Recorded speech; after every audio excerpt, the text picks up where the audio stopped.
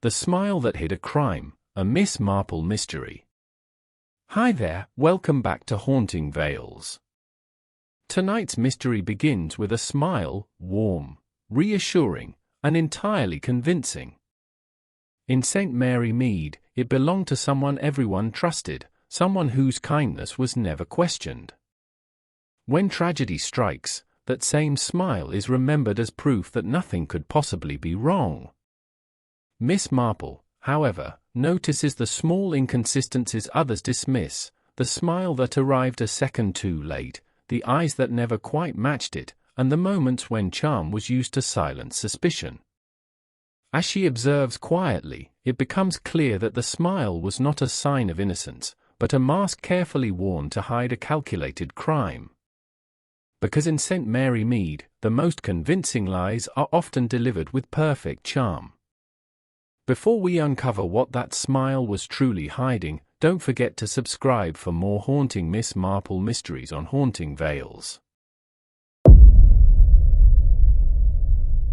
Chapter 1: The Smile That Hid a Crime. In the quiet village of St. Mary Mead, where hedges were trimmed with care and reputations even more so, smiles were treated as a form of currency. A pleasant expression could open doors, smooth over offenses, and convince neighbors that nothing was amiss. It was the sort of place where everyone knew everyone else, and yet knew only what was willingly shown. On the morning the smile appeared that would later be remembered with dread, the village woke as it always did, unaware that something carefully hidden had already begun to rot beneath the surface. The day was mild, with a pale sun climbing slowly over the church tower, casting long shadows across the green. Mrs. Bantry had already completed her morning inspection of her roses, declaring them passable if not inspired, while Colonel Melchet was making his habitual walk, nodding at passers-by with practiced courtesy. Shop windows were being polished, curtains drawn back, and kettles set on to boil. Nothing suggested disruption. Nothing ever did, not at first. At the heart of this orderly calm was the village hall, where preparations were underway for the annual charity luncheon. Tables were being laid with careful symmetry, and the scent of freshly baked bread drifted into the lane. Volunteers moved about with cheerful efficiency, exchanging gossip and reassurance in equal measure. Among them was Harold Finch, a man whose smile was as constant as the ticking clock mounted above the stage. Harold Finch smiled as he carried chairs from the storage room. He smiled as he accepted a cup of tea from Mrs. Price. He smiled as he apologized for arriving a few minutes late, though no one could recall a time when he had ever been early. The smile was broad, practiced, and unchanging, as though it had been affixed to his face long ago and forgotten there. Many found it comforting. Others found it difficult to remember what his face looked like without it. It was this smile that caught the attention of Miss Jane Marple as she arrived at the hall, leaning lightly on her stick and observing the scene with eyes that missed very little. To the casual observer, she appeared to be merely another elderly lady come to help arrange flowers. Those who knew her better understood that her mind was always at work, quietly sorting impressions and drawing conclusions. She paused just inside the doorway, watching Harold Finch laugh at something Mrs. Price had said, his smile widening but never changing its essential shape. Miss Marple had long believed that people revealed themselves not through what they said, but through what they repeated. Habits, she knew, were far more telling than grand gestures. A man who smiled too often, she thought, might be hiding something that could not afford to surface. She moved further into the hall, greeting acquaintances with gentle warmth, her own expression mild and unassuming. When Harold Finch turned toward her, his smile did not falter.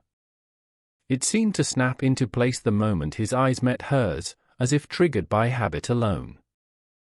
"Good morning, Miss Marple," he said, his tone perfectly pleasant. "Lovely day for it." "Yes," she replied, studying him with interest. "It does seem rather pleasant." There was nothing in his words that could be faulted. Nothing in his posture suggested unease. And yet, as he turned away to continue his task, Miss Marple felt a small, familiar stirring of unease. It was not fear, exactly, but recognition. She had seen that smile before, on faces long buried and stories long closed, always preceding some unfortunate revelation. The luncheon proceeded without incident. Plates were filled, polite laughter echoed against the walls, and speeches were delivered with varying degrees of enthusiasm. Harold Finch moved among the guests, attentive and agreeable, his smile unwavering. He complimented the food, offered assistance, and deflected personal questions with ease. No one noticed when he slipped out early, citing a headache and the need for fresh air. It was later that afternoon when the first crack appeared in the village's polished surface. Mrs. Price, returning to the hall to collect her forgotten shawl, discovered the body. The scream that followed carried across the green, sharp and sudden, cutting through the calm like a blade. By the time Miss Marple arrived, a small crowd had gathered, murmuring in hushed tones. The doors to the storage room stood open, revealing a narrow space lined with stacked chairs and folded tables. On the floor lay Mr. Leonard Graves, the hall's long-serving treasurer, his face pale and still, his eyes staring sightlessly at the ceiling. The doctor was summoned, and with quiet efficiency, the body was examined. Death, it was concluded, had occurred some hours earlier. There were no obvious signs of violence, no overturned furniture, no indication of struggle. Mr. Graves looked as though he had simply lain down and failed to rise again. "Heart attack," someone murmured, and the suggestion was met with nods of relief. A natural death was far easier to accept than anything else. Miss Marple did not nod. She stood slightly apart, her gaze fixed on the dead man's face.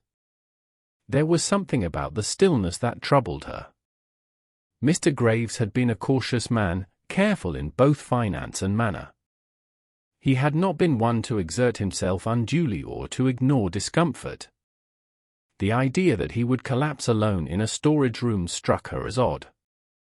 As the crowd dispersed, she remained, watching as the body was respectfully covered and removed. Harold Finch was nowhere to be seen. When asked, Mrs. Price recalled that he had left early, complaining of a headache. Others confirmed this, adding that he had seemed quite himself, smiling as always. That smile again, Miss Marple thought. In the days that followed, the village settled into a subdued routine. Mr. Graves's death was officially recorded as natural, and condolences were offered to his distant relatives. Life resumed its familiar rhythm, though conversations were tinged with a hint of unease. It was difficult to shake the image of death intruding so quietly into their midst. Miss Marple, however, did not allow the matter to rest. She visited the hall under the pretense of checking on the flowers, taking the opportunity to observe the storage room more closely. There was nothing immediately suspicious, nothing that would catch the eye of an investigator in search of clear evidence. And yet, she sensed that something had been carefully arranged to appear exactly so. She began to ask questions, gently and without urgency, as was her way. She spoke to Mrs. Price about the luncheon preparations, to Colonel Melchet about the timing of events, to the doctor about Mr. Graves's health. Each conversation yielded small details, insignificant on their own, but collectively forming a pattern that made her pause. Mr. Graves had been in excellent health. He had mentioned feeling unusually tired that morning, but had dismissed it as the result of poor sleep. He had been seen entering the storage room shortly after Harold Finch had been inside, arranging chairs. No one had seen him leave. When Miss Marple visited Harold Finch at his cottage, she found him exactly as she expected. He greeted her with the same broad smile, offering tea and polite concern over the unfortunate death. He spoke warmly of Mr. Graves, praising his dedication and reliability. His words were flawless, his tone sincere. "And you were feeling unwell that afternoon?" Miss Marple asked, her voice mild. "Yes," he said, touching his temple lightly. "A dreadful headache. I thought it best to go home and lie down." "And did it help?" she inquired. "Oh yes," he replied without hesitation. "I felt much better by evening." Miss Marple watched his face as he spoke. The smile did not waver. It did not soften or sharpen. It remained fixed, as though his muscles had forgotten how to do anything else. She took her leave with polite thanks, walking slowly back along the lane. The hedges whispered in the breeze, and the village seemed unchanged, serene and orderly. And yet, she felt certain that beneath this calm exterior, something had shifted. That night, as Miss Marple sat by her window, knitting forgotten in her lap, she allowed her thoughts to wander back through her memories. Faces from long ago surfaced, men and women who had worn pleasant expressions while harboring resentment, greed, or fear. She recalled a shopkeeper who smiled as he cheated customers, and a kindly neighbor whose generosity concealed a cruel streak. Smiles, she knew, were often the most effective disguises. The image of Harold Finch's unchanging grin returned to her mind, and with it, a growing conviction that Mr. Graves's death was not as simple as it appeared. If there had been a crime, it had been committed with care, designed to leave nothing behind but reassurance. The next morning, Miss Marple resolved to look more closely at the man behind the smile. She understood that truth rarely announced itself loudly. More often, it waited patiently, hidden behind politeness and habit, until someone took the time to notice the small inconsistencies that others ignored. As she prepared for the day, she felt that familiar mix of apprehension and resolve. A crime committed in silence was no less dangerous for its subtlety. And a smile, however pleasant, could be the most effective mask of all. Somewhere in St. Mary Mead, a truth was waiting to be uncovered, and Miss Marple intended to find it. Chapter 2: When a Smile Became a Mask. In the days following Mr. Graves's burial, St. Mary Mead behaved as villages do when something unpleasant has brushed against them. Curtains were opened a little later, voices lowered a little more, and kindness took on a sharper edge, as though politeness itself were being used to hold fear at bay. Death, when it arrived quietly, unsettled people far more than any loud calamity. It suggested that the familiar could no longer be trusted. Miss Marple sensed this change at once. It was there in the way Mrs. Price pressed her lips together when she mentioned the village hall, and in the way Colonel Melcher avoided lingering near the storage room whenever he passed it. Everyone was trying very hard not to think, and that, Miss Marple knew, was often when thinking mattered most. She began, as she always did, with observation. From her seat by the window of her cottage, she watched villagers pass by, noting who paused to speak to whom, whose expressions tightened when certain names were mentioned, and who smiled just a little too quickly. Harold Finch continued his routines without alteration. He attended church, visited the shops, and offered help whenever it was requested.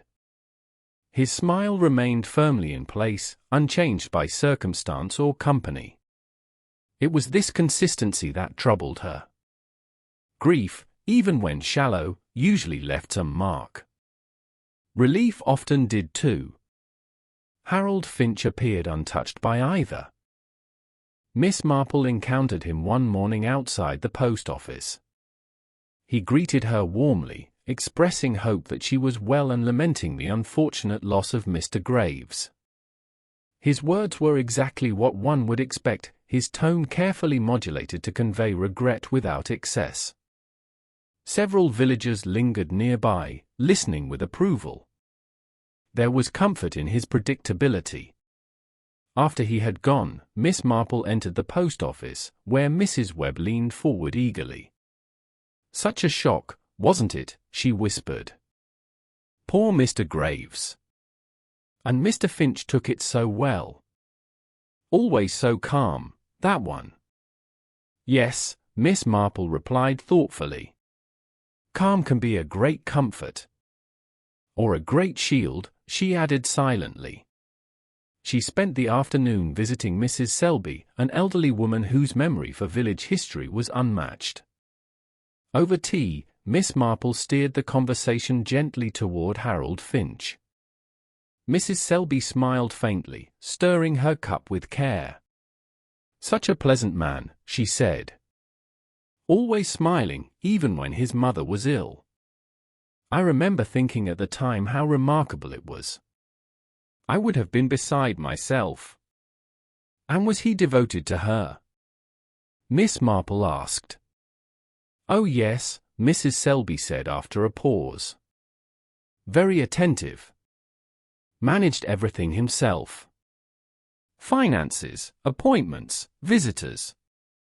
There was talk, you know, about how well he handled it all." Miss Marple noted the pause. "Talk can be interesting," she said mildly. Mrs. Selby hesitated, then shook her head. "Oh, nothing important. Just the sort of thing people say when they have nothing better to do." But Miss Marple had heard enough to know that there had been whispers, however faint. Control, she thought, often masqueraded as devotion. Her inquiries extended to the village hall accounts, now temporarily overseen by a clerk from the nearby town. Miss Marple volunteered to help organize old papers, presenting herself as a harmless busybody with time to spare. The clerk accepted gratefully, and together they sorted through ledgers and receipts. It was tedious work, but Miss Marple persisted. Numbers, she believed, were often more honest than people. Eventually, she noticed something that gave her pause. Several small discrepancies appeared in the accounts, spread over months, never enough to attract attention. Each had been corrected neatly, signed off by Mr. Graves. She asked the clerk about them, and he shrugged. "Minor errors, I expect. Nothing unusual." "No," Miss Marple agreed. "Nothing unusual at all. Except that such errors, she suspected, were rarely random. They suggested someone who knew exactly how much could be taken without being missed, and who trusted Mr. Graves's careful nature to cover the rest."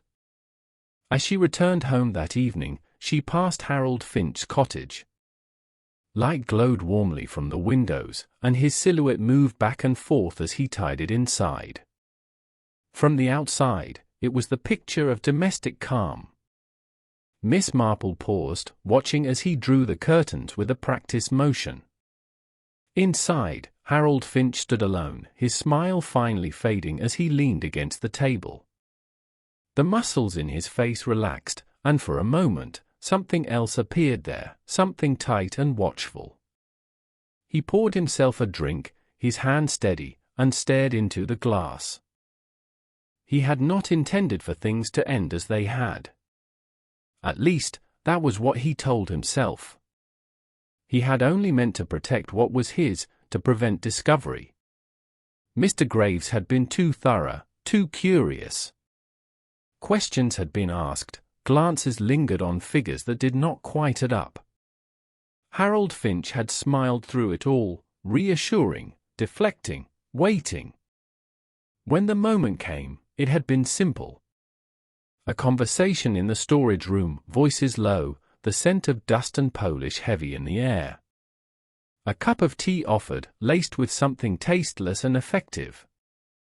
Mr. Graves had trusted him. Everyone did. Harold Finch lifted the glass to his lips, then set it down untouched. He forced the smile back into place, practicing it in the mirror until it felt right. Habit was everything. As long as he maintained the appearance expected of him, the village would remain content. Miss Marple, meanwhile, lay awake that night, her mind turning over possibilities. She recalled the discrepancies in the accounts, the whispers about control, the timing of events on the day of the luncheon. And always, the smile. She remembered a case from years before, a woman who had poisoned her husband while nursing him devotedly, her gentle demeanor shielding her from suspicion until it was too late. People, Miss Marple reflected, believed what they wished to see. A smile invited belief. The next morning, she paid a visit to the doctor, framing her questions as idle curiosity. He confirmed that Mr. Graves's death had shown no obvious signs of poisoning, but admitted that no thorough examination had been deemed necessary. There had been no reason to suspect foul play. Sometimes, Miss Marple said softly, reasons appear only after the fact. The doctor looked at her sharply, then frowned. You don't think? I think, she said gently, that it is always wise to consider what we might have overlooked. Her concern planted a seed. Later that day, Colonel Melchay paid her a visit, his expression serious.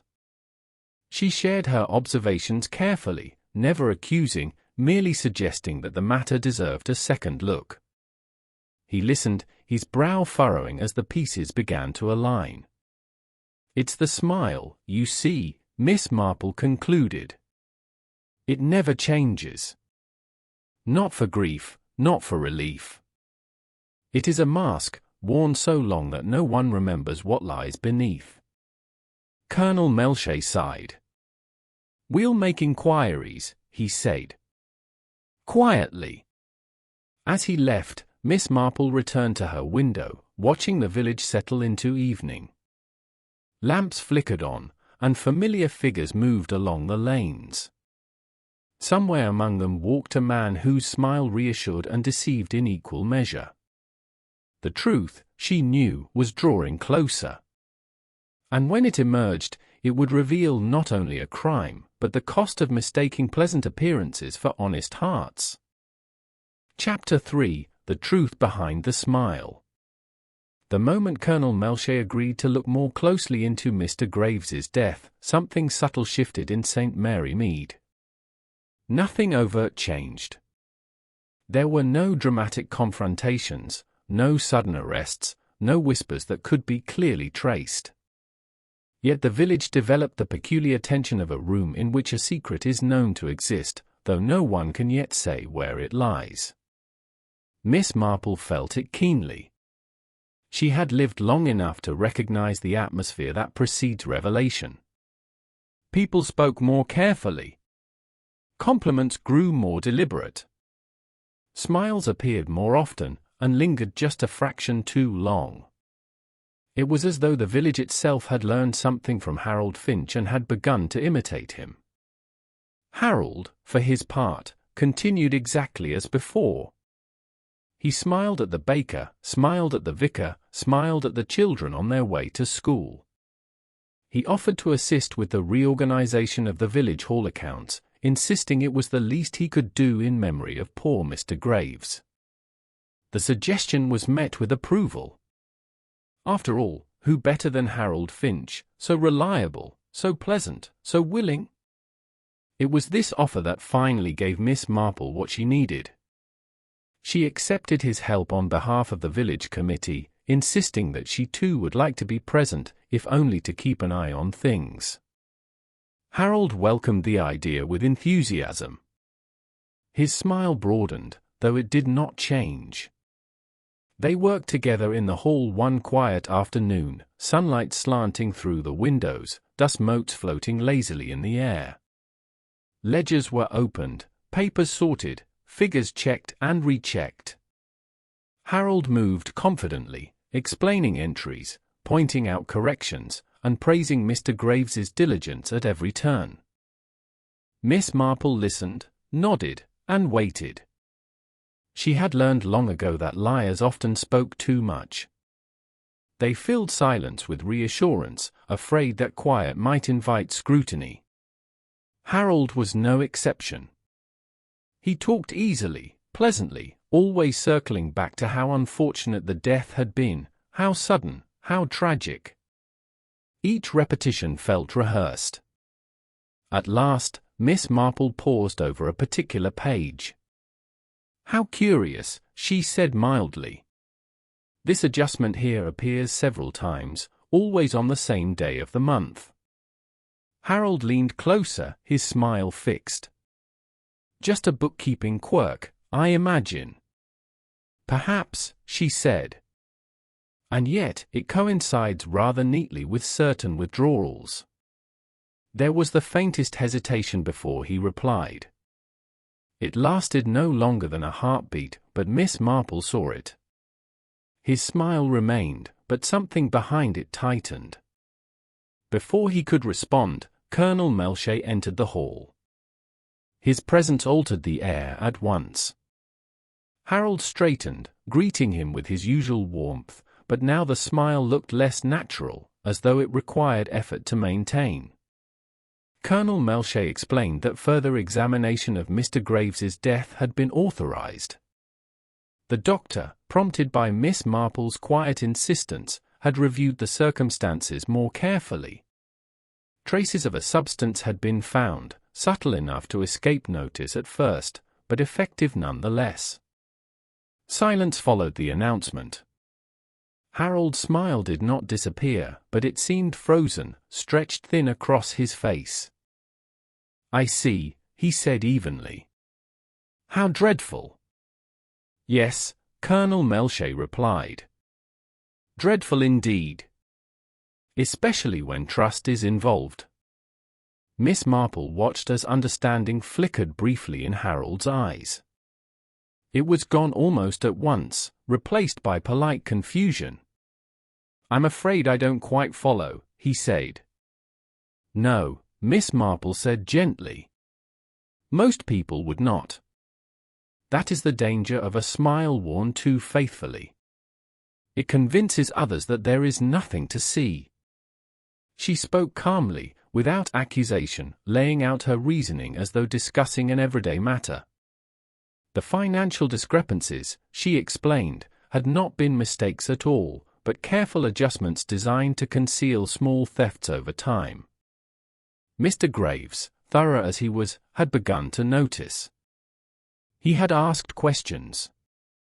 And because he trusted Harold Finch, he had accepted tea from him in the storage room, never suspecting that politeness could be lethal.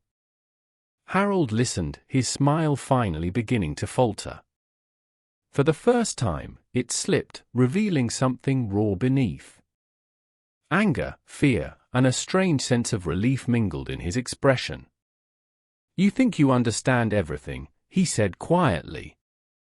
"But you don't know what it's like to live here, to be expected to be pleasant, helpful, agreeable at all times." The smile was my shield. "And your weapon," Miss Marple replied softly. There was no dramatic outburst. No attempt to flee. Harold Finch seemed suddenly very tired. He sat down heavily, the smile gone at last, leaving his face pale and ordinary. "I never meant to kill him," he said. "I only wanted to stop him from looking any further. Just something to make him rest. But he trusted me. He always did." Trust, Miss Marple thought, was often the most dangerous thing of all. Colonel Melcher took Harold away quietly. The village would learn the truth soon enough, but for now, there was only the echo of what had been revealed. The storage room felt different, stripped of its deception. Chairs and tables stood as they always had, innocent witnesses to a crime that had relied not on force, but on familiarity. In the days that followed, St. Mary Mead reacted with a mixture of shock and reluctant acceptance. People replayed memories, searching for signs they had missed. The smile, once comforting, now seemed ominous in retrospect. How easily they had been reassured. How willingly they had believed. Miss Marple returned to her routines, knitting by the window, attending church, exchanging pleasantries. Life resumed its pattern, though a subtle lesson lingered beneath the surface. Politeness, they had learned, was not proof of goodness. And smiles, however pleasant, could conceal far more than they revealed. One evening, as the sun dipped low and shadows lengthened across the green, Miss Marple reflected on the case. It had not been cleverness that solved it, she knew, but attention. The willingness to notice what others dismissed as harmless habit. A smile could hide a crime. But patience, observation, and quiet persistence could bring the truth to light. If you enjoyed this mystery and want to experience more slow burn stories where small details matter and nothing is quite as innocent as it seems, make sure to like the video, share it with fellow mystery lovers, and subscribe to the channel. Your support helps bring these carefully crafted tales to life, and ensures there are many more secrets waiting to be uncovered in the next story.